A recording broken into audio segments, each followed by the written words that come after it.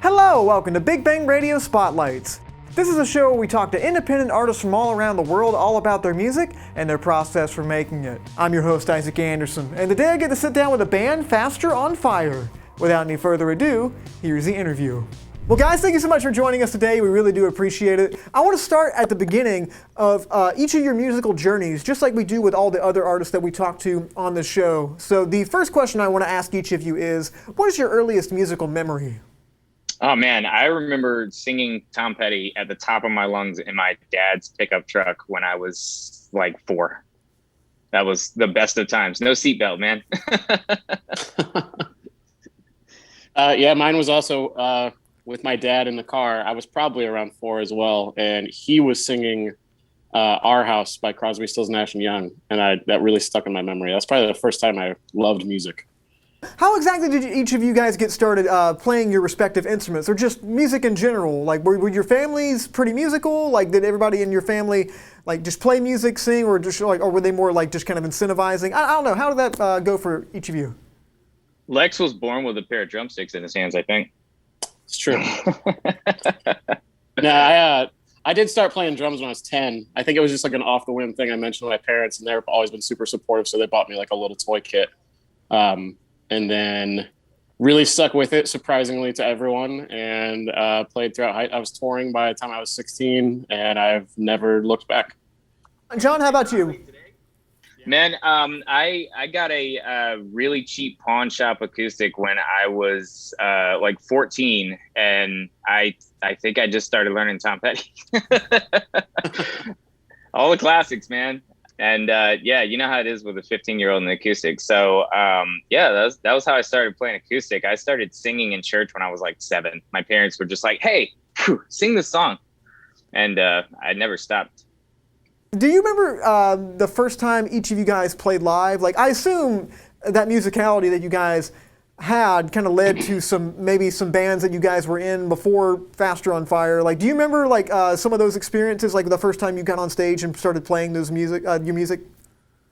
I was in the church singing kind of rotation for a long time. And the first time I actually got on stage with a full band, I had no idea what to do. I think I was probably actually 19. I was a super late arriver to the game. And it was a train wreck. It was terrible. It sounded bad. I think I was singing through a guitar amp. It was awful. Yeah, for me, I was 13. I had my first band that we formed in middle school. We played at like a fairgrounds, and I played everything super duper fast and did that for a while.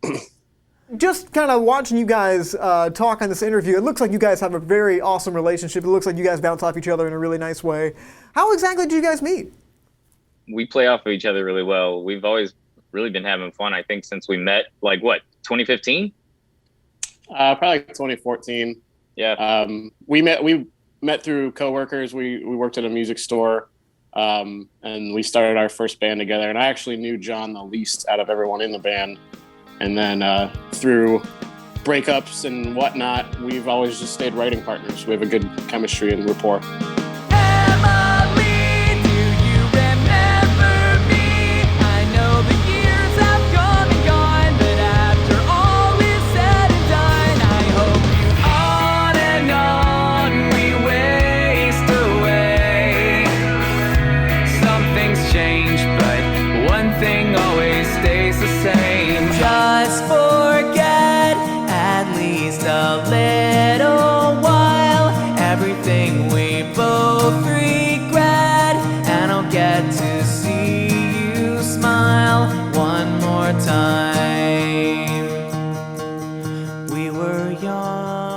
Whose idea was it to start the band? Who came which one of you guys came forward and was like, you know what, you, me, band, now that's what we're doing? I think really it started organically, like as organically as I could imagine it starting. And that's really been kind of the theme going forward is we've taken such a different approach to this. Everything has kind of been like, we just make the decisions as we make them. And it all really is just super fluid. So I don't know. It was probably like mid-conversation. We just ended the conversation and all of a sudden we were writing again. Yeah, we were in a 4-piece band together for a long time, and then when that kind of came to an end, we were like, well, we're not going to stop writing. Let's just do a 2-piece. So I guess we both just had a mutual interest in it. I'm just curious, as a two-piece, when you guys write your songs, do you guys tend to go individually and bring things to each other? Do you guys like to get together and like make everything from the lyrics to the music in collaboration? I don't know. How exactly does that work for you guys? In our old band, like there wasn't a whole lot of collaboration, but in Faster on Fire, I think we both have ideas of what a song is going to be, and then we get in the same room, bring them together, and it ends up being a completely different thing than either one of us expected. John, you'd probably agree.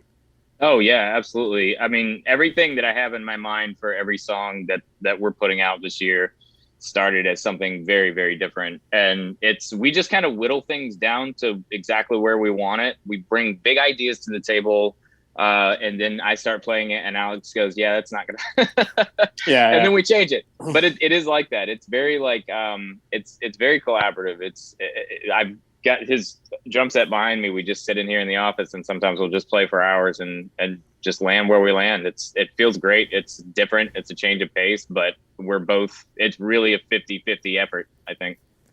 Yeah, the things we write individually are probably not that good, but when we come together, it turns into something decent. As a musician myself, I'm always really drawn not only to the musicality, but to the lyrics and the songwriting as a whole. And John, specifically, your singing's awesome too, but the stories in your songs are always really compelling to me too. And they really paint a really nice picture of what you're trying to convey. And I'm just curious, like when you guys write those lyrics, do you guys try to go from like an experiential standpoint? Are you like all phonetics, like figurative standpoint? I don't know. Like how exactly does crafting those lyrics work for you? Yeah, we actually talked about this too recently, and I think that I just kind of start writing something that I feel. And it's, it'll just hit you at the most random time. Sometimes it's 2 a.m. and sometimes it's, right in the middle of working on something. I have to stop everything. But I just start writing words on a page, and I kind of discover it as I go along. I was telling Alex that sometimes I'll get halfway through a song and I'll realize I'm not even writing about what I thought I was writing about. And I'll just kind of change gears. And I'm like, all right, yeah, this is where my head was at. But I think like therapy has kind of helped me tap into a lot of that sort of thing, being able to kind of discover where my mind wants thoughts to be. It's weird, but it's an interesting experience that I don't think I've ever done before. And organic's the theme of the day, man. It's really how it is. I just start writing and it leads me where it wants me to be. Nice, nice. I want to hop onto your location right now. So you guys are near our neck of the woods right here in Studio 67. You're at Raleigh, North Carolina. We talk to a lot of artists from North Carolina, and Raleigh seems to be the main hub that a lot of them hang out in and want to veer towards. But just in your own, in your own words, how exactly has the area affected your sound, and like how is the music scene for the kind of music you make? I think that Raleigh, there's so many like rich venues, small venues that unfortunately most of them are no longer with us, that really helped shape us. I wouldn't say our sound, but like our relationship and the best friends we've made in other bands. But it is super ever evolving, and it's really tough to know the same band for more than a year because it's very evolving, and not necessarily in a negative way. Most of the same musicians end up just having different projects, but it's a blast. It's a good scene to be in. One of the things that for us, I guess, as a band, because we started in 2019 and then obviously 2020 was a very different environment than we were used to. And one of the things that we went into starting this group was that we wanted to really build the relationships with people locally. We really wanted to start a grassroots thing in Raleigh. And we started doing that with some venues. And unfortunately, 2020 came around and things changed drastically.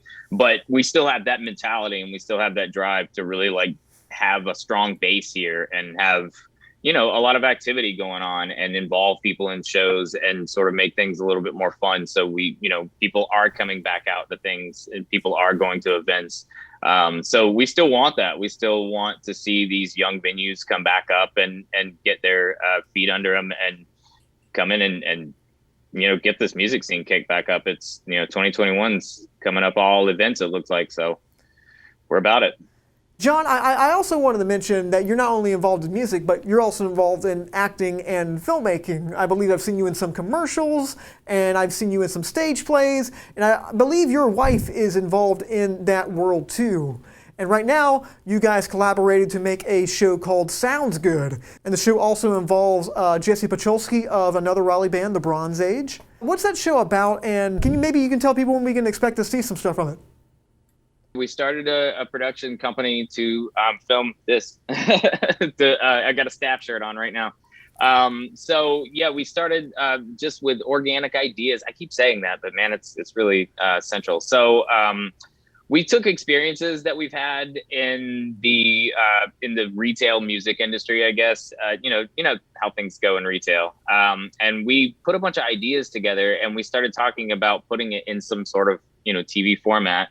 And we ended up writing the show. It centers around a character named Jake, who I play, that works at this music store. The store is full of characters. It's hilarious. Everyone's always doing something either really stupid or heartfelt, but completely misdirected. It's great. It's really funny. It's I think we're shooting for like late summer. We were going to try to shoot for the spring, but it's really hard to film a TV show. So it's coming. It's on the way. We're in some of the final shoots now. We're going to do some post editing, but it's going to be great. Lex is in it. He's one of my favorite characters from the show. His name's Lex. And yeah, it's just a bunch of friends really having a good time. I think that the excitement from just us feeling great about it is going to show and really come off as a good experience. Hopping back on Faster on Fire stuff, well, it looks like you have a good amount of music out right now, but you just put a single out called Put Me Back Together. Can you tell us a little bit about that single? Well, Put Me Back Together it was definitely like, it's exactly what we wanted to write. It's exactly what Faster on Fire sounds like, but we both love like high energy, kind of like a pop punkish vibe. And so the next one is definitely a lot bigger energy. And I mean, it's fast, it's catchy, it's a lot more musical, a lot more drumming on my part. But it's probably what people would expect from us, but just with our own special twist on it. Heard that. Well, what was the process of recording those songs? Like what was that something that you guys recorded yourselves? Is that something you went to a studio and did? And like what does that song mean to you? We had a blast in the worst situation, I guess. We first of all, we had to fly during COVID, which was an experience. But we went to No Boundary Studios in Rhode Island with Chris Paquette, and he really knows his stuff. He was in the same vein with us the entire time. Just lockstep on ideas. No idea was off the table. We just kind of threw everything in, and one thing was better than the last. It was really an incredible experience. We're definitely going to work with him in the future. But yeah, it was something else to just be isolated and have to still wear a mask. In the studio, it's definitely different. But it was good though. We worked through it. Yeah, it was super focused because we're just a 2-piece, and then it was just Chris. So it's just 3 guys in the studio. And normally my studio experiences are usually like a dozen people. So we were able to really do whatever we wanted. Heard that. And if people want to keep up with Faster on Fire, how can they find you guys online? The easiest way is to go to fasteronfire.com, fasteronfire, all one word.com. And that's the gateway to everything, man. It's got all our social links. It's got our Spotify links, Apple Music, the works. Yeah, that's kind of our links page. If you can search us on anything, Facebook, Instagram, Twitter, we're out here. Well, guys, thank you so much. It's been a blast talking to you. I've been wanting to talk to you guys for so long because I've been a fan of both of you guys for a long time. Thanks, no problem. Now, I'm so happy to have you on the show. But real quick, I want to ask you guys one more question before you go. Now, I don't know if you've ever watched a Big Bang Radio Spotlight before, but I'm a musician, but I also love film. And I believe those two worlds are not too far away from each other for musicians and just people in general. So, to each of you, before you go, what is your favorite movie? You want to say it at the same time? Yeah. You want to count down? Yeah, they go 3, 2, 1. Shawshank Redemption. Redemption. That's the one I watched. So on that note, I'm going to say this. I'm going to plug this really quick. But also, by the time this comes out, we will have our newest music video out. So you're hearing this for the first time, buddy. We did a shot for shot kind of retake on the entire Shawshank Redemption movie for our Put Me Back Together music video. And we're finishing up that literally today. We're going to go finish the shoot on that, and that'll be out before this comes out. Yeah, good call, Isaac, because that's how much we love movies. Yeah, it really is. Thanks to Faster on Fire for sitting down with us and talking all about their music. If you guys want to see more interviews just like this, you can find us online at Studio 67 NCC. Thank you all for watching. I'm Isaac Anderson, and until next time, stay lovely.